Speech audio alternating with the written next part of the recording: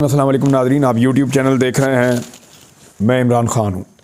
दो victory speech हुई हैं और उन दोनों के ऊपर मुझे बात करनी है। एक तो नवाज़ शरीफ ने की है, एक इमरान ख़ान साहब ने की है।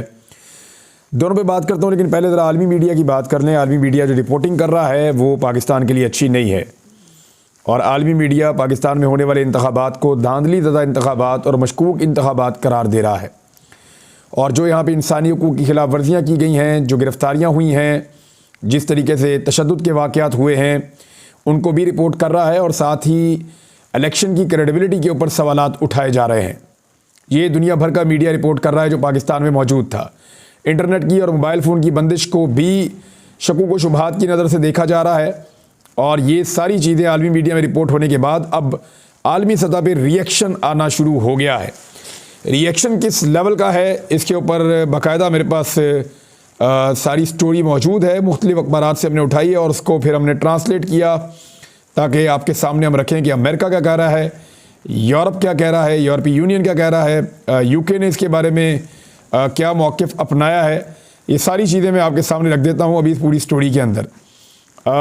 सबसे पहले आप अमरीकी महकमा ख़ारजा का जो स्टेटमेंट है वो आप देख लीजिए। अमरीकी महकमा ख़ारजा ने कहा कि पाकिस्तान में जो इंतखाबात हुए हैं, अमेरिका इस बात का शदीद मुंतज़िर है कि मुकम्मल इंतखाबी नताइज जारी किए जाएँ और वो इंतखाबी नताइज ऐसे हों जो आवाम की मर्ज़ी की अक्कासी करते हों, यानी जिसको आवाम ने हुकूमत बनाने के लिए वोट डाले उसकी हुकूमत बननी चाहिए। इसका मतलब ये है।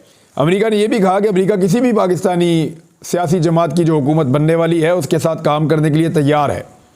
यानी अमेरिका को कोई एतराज़ नहीं कि पाकिस्तान में पाकिस्तान की आवाम की मर्ज़ी से किसकी हुकूमत बनती है। अमेरिका ताल्लुकात और जो मुश्तरका मफादात हैं उनके लिए किसी भी हुकूमत के साथ काम करने के लिए तैयार है। अमेरिका ने मज़ीद कहा कि जो कुछ भी बैनुल-अक़वामी मुबस्सरीन वहाँ पे गए और जो कुछ भी वहाँ का लोकल मीडिया, मकामी मीडिया और मुबस्सरीन जो इन्फॉर्मेशन दे रहे हैं, उनसे अमेरिका ने यह अख़ज़ किया है कि इन इंतखाबात में इज़हार राय की आज़ादी यानी फ्रीडम ऑफ स्पीच नहीं थी और साथ ही साथ जो है वो लोगों को जलसे जुलूस करने की इजाज़त नहीं थी, पुरअमन तौर पे लोगों को जमा होने की इजाज़त नहीं थी और बहुत सारी गैर ज़रूरी पाबंदियाँ पाकिस्तान में लगाई गई हैं जो थीं। हम इंतखाबात में तशद्दुद की शदीद मज़म्मत करते हैं और इंतखाबी अमल में मुदाखलत के इल्ज़ामात पे अमेरिका बहुत फ़िक्रमंद है। मुदाखलत या धोखाधड़ी या धांधली के दावों की मुकम्मल छानबीन होनी चाहिए। ये है जी स्टेटमेंट अमेरिका का। इसके अलावा जो यूके का स्टेटमेंट जारी हुआ है वो इस वक्त foreign secretary of the state हैं और कॉमनवेल्थ एंड डेवलपमेंट अफेयर्स के डेविड कैमरून, ये साबिक वज़ीर आज़म भी हैं बरतानिया के, और इन्होंने जो स्टेटमेंट जारी किया है वो भी मैं आपको पढ़ के सुना देता हूँ उसकी ट्रांसलेशन। इन्होंने कहा कि शदीद तहफ़्फ़ुज़ात हैं हमें पाकिस्तान में जो इंतखाबात हैं उनकी शफाफियत के हवाले से और लोगों को इसमें हिस्सा लेने का मौका फराहम नहीं किया गया उस हवाले से, यानी लेवल प्लेइंग फील्ड नहीं थी उस हवाले से और इंतखाबात की शफाफियत पे हमें शदीद तरीन तहफ़्फ़ुज़ात हैं। ये बरतानिया में ये जारी किया स्टेटमेंट। और साथ ही साथ ये भी कहा कि मालूमात तक रसाई नहीं और कानून की हुक्मरानी समेत बुनियादी इंसानी हुकूक़ को बरकरार भी नहीं रखा गया, ये रखना चाहिए।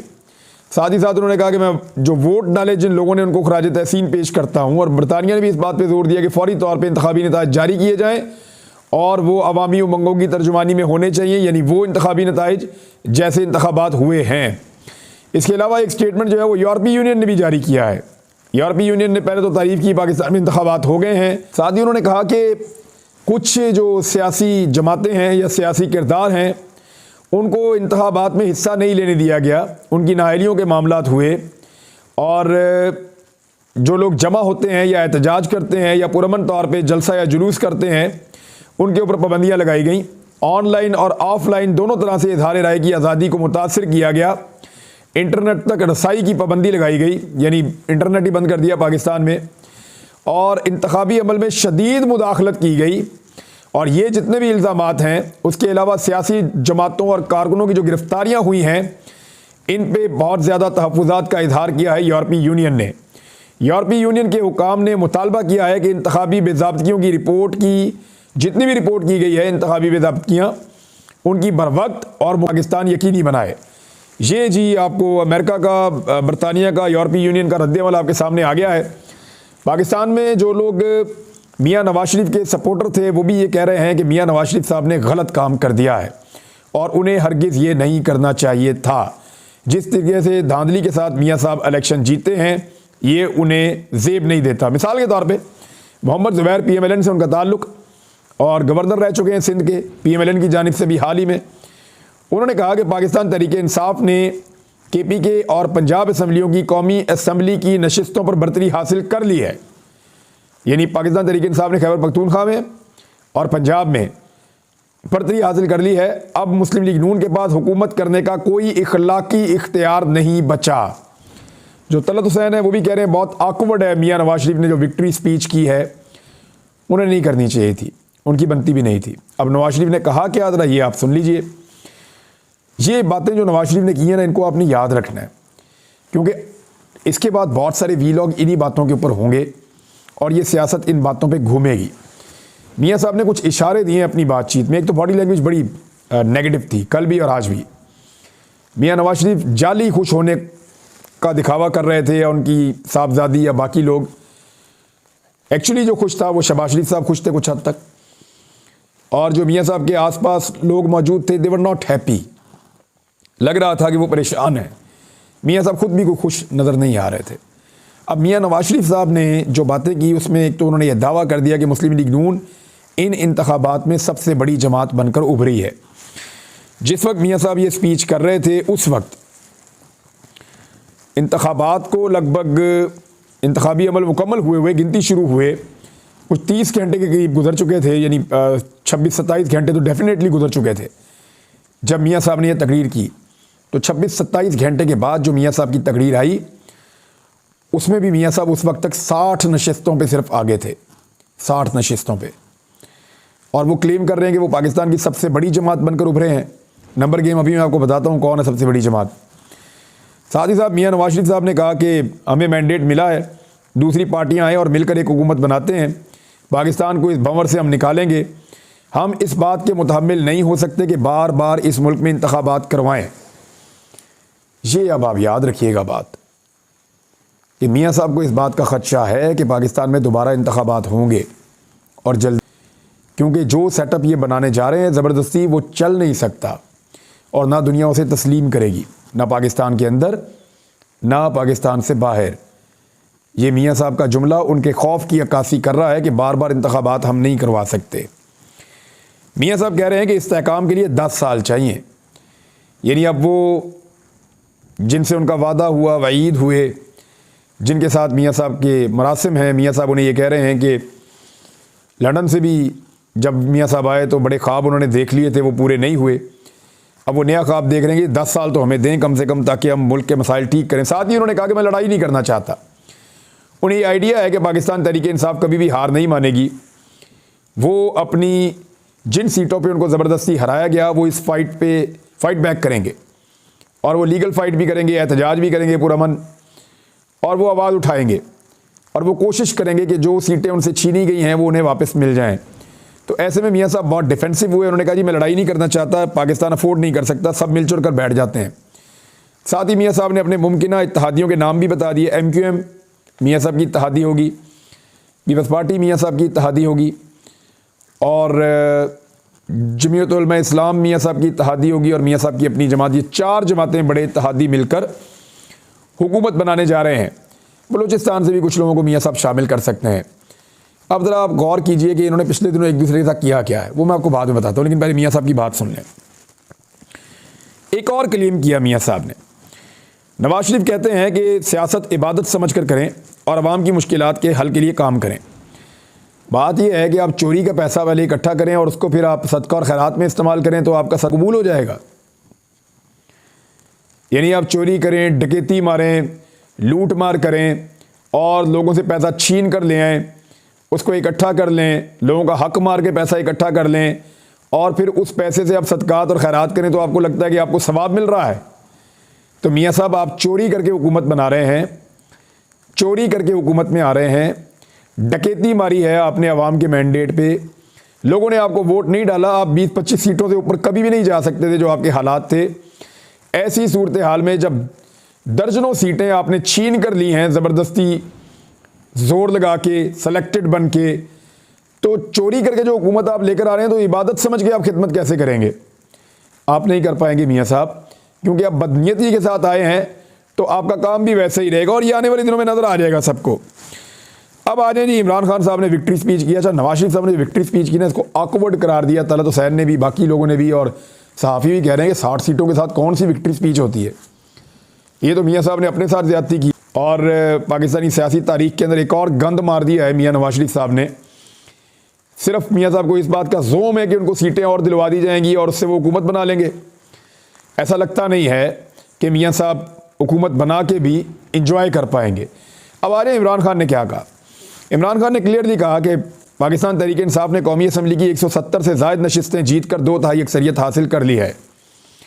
ये बात इमरान खान साहब ने उस वक्त कही जब पाकिस्तान तहरीक इंसाफ 95 के करीब सीटें जीत चुकी थी, 95 जीत चुकी थी, लेकिन उन्होंने 170 से ज़ायद का क्लेम किया है। मियाँ नवाज शरीफ ने तो बिल्कुल 60 के ऊपर ही कर दिया था, इमरान खान ने 170 से ज़ायद का क्लेम किया और वो फॉर्म 45 के मुताबिक है।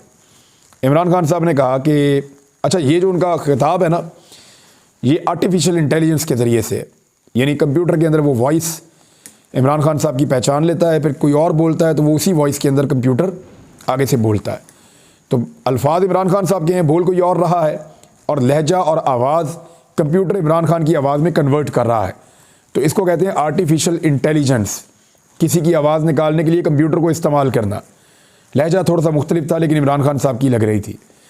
बहरहाल इमरान खान साहब ने इस वीडियो में जो कहा, उनके अकाउंट से शेयर की गई, ट्विटर का उनका अकाउंट है, और उन्होंने कहा कि पीटीआई कौमी असम्बली की 170 से ज़ायद नशिस्तें जीत कर 2/3 अक्सरियत हासिल कर चुकी है।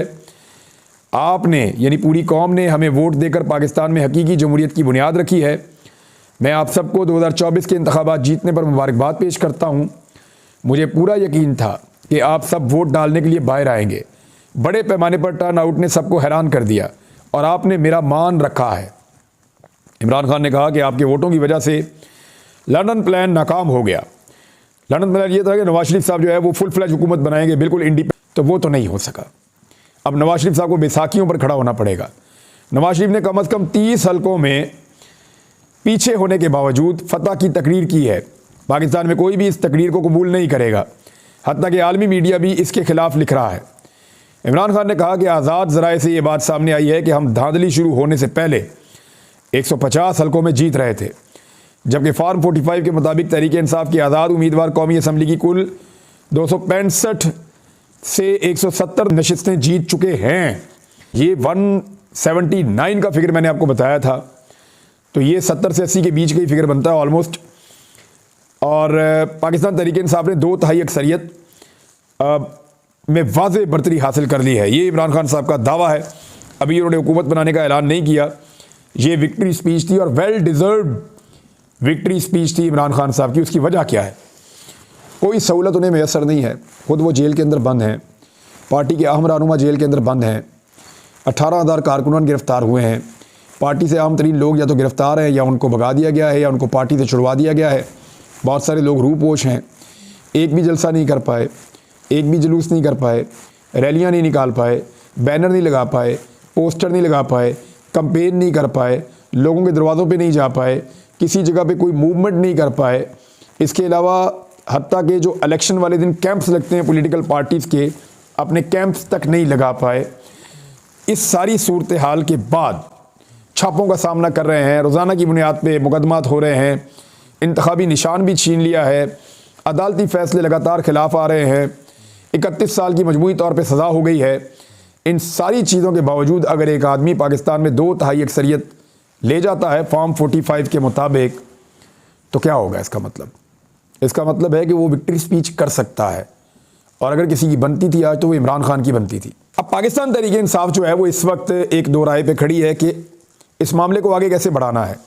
सबसे पहले तो तमाम उम्मीदवार जिनको पता चला है कि उनके साथ धांधली हो गई है, उन सबको तमाम कानूनी रास्ते लेने पड़ेंगे। यानी जहाँ जहाँ पे शिकायत करनी होती है हर फोरम पे जाना पड़ेगा, ताकि किसी जगह पे ये ना कहा जाए कि आपने शिकायत क्यों नहीं की थी, या आपने कानून से रुजू क्यों नहीं किया था, या आपने इलेक्शन कमीशन में दरख्वास्त क्यों नहीं दी, या आप अदालत में क्यों नहीं गए। वो जितने भी प्रोसेस है वो करने होंगे। और पाकिस्तान तहरीक इंसाफ फिर क्या करेगी, इसमें मुख्तलिफ राय सामने आ रही है। पाकिस्तान तहरीक इंसाफ के लोगों की जानिब से कुछ लोग ये कह रहे हैं कि जो इनकी मीटिंग्स हो रही हैं इंटरनल, मैं उसके हवाले से आपको बता रहा हूँ। कुछ लोगों ने ये तजवीज़ दी है कि सबको कहा जाए कि इस्लामाबाद की जानिब मार्च करें, सुप्रीम कोर्ट के सामने आ जाएं और इंसाफ मांगें और इसके ऊपर एक कमीशन बनवाएं, वाइट पेपर जारी करें और इन सारे हल्कों को, और यहाँ पे एक प्रॉपर इन्वेस्टिगेशन हो और ये हल्के वापस लिए जाएं PMLN से। एक तो ये है। और दूसरी तजवीज़ ये है कि इसके अंदर हमें टाइम फ्रेम भी देना चाहिए कि इतने दिनों के अंदर आप ये कर दें। आलमी मीडिया को भी इस सारी सूरत हाल पे बताना चाहिए, जो आलमी मुबस्सरीन मौजूद हैं उनको भी बताना चाहिए। हर फोरम के ऊपर इस धांधली को बेनकाब करना चाहिए। ये अब PTI के अंदर मुख्तलिफ तजावीज़ आ रही हैं। एक दो दिन में ये इनको एक आधे दिन में फ़ाइनल कर लेंगे इन चीज़ों को, लेकिन असल जो मामला है वो इमरान खान साहब तय करेंगे। जब पार्टी के रहनुमा इमरान खान साहब से बिलमुशाफा मिलकर उनके साथ सारी सिचुएशन शेयर करेंगे, तो तब जो इन्फॉर्मेशन इमरान खान साहब की तरफ से निकलेगी या इमरान खान साहब जो कहेंगे जेल में बैठ के, वही होगा और वही आगे बढ़ाएगा इस मामले को, इलेक्शन वाले को। लेकिन आप देखें कि एक आदमी जिसको रेड लाइन जिस पे लगाई गई थी, जिसके ऊपर क्रॉस लगाया गया था, जिसको माइनस किया गया था, आज सारे वो जेल में पड़े हुए आदमी की तरफ देख रहे हैं और सारे ये सोच रहे हैं कि वो अब क्या करेगा और वो अब क्या कहेगा। कितना ज़्यादा रेलिवेंट हो गया वो आदमी, यानी माइनस करते करते उसको कई गुना प्लस कर दिया गया। ये है पाकिस्तान और ये है पाकिस्तान की आवाम, जिन्होंने अपनी वोट की ताकत से बड़े बड़े मंसूबे खाक में मिला दिए। अब तक के लिए इतनी, अपना ख्याल रखिएगा। कुछ चीज़ें आपके साथ शेयर करता हूँ अगले व्लॉग में। अल्लाह हाफ़िज़।